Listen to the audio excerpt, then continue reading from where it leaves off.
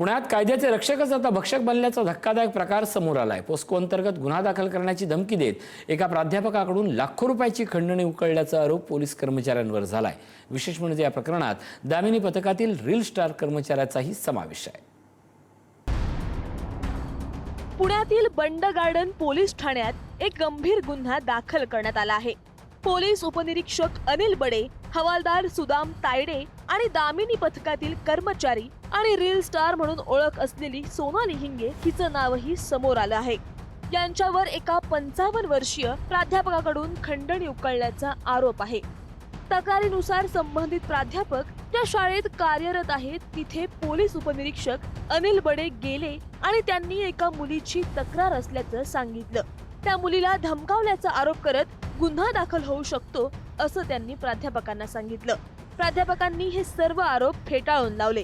आपल्याकडे बंदूक परवाना नाही असं त्यांनी स्पष्ट केलं। तरीही पोस्को कायद्याअंतर्गत गुन्हा दाखल करण्याची धमकी देत या तिघांनी तब्बल 10 लाख रुपयांची मागणी केल्याचं तक्रारीत नमूद आहे। त्यातील 7 लाख रुपये प्रत्यक्षात घेतल्याचाही आरोप करण्यात आला आहे। या प्रकरणात विशेष म्हणजे सोशल मीडियावर तात्विक भाषण करणारी आणि रील स्टार म्हणून ओळख असलेली सोनाली हिंगे हिचं नावही समोर आलं आहे। चुकीच्या पद्धतीने तक्रार घेऊन तिचा त्याच्यामध्ये वापर करून काही आमच्या या पोलीस मंडळींनी एका त्यांच्या प्राचार्यांना त्यांच्याकडून काही पैसे उकळले।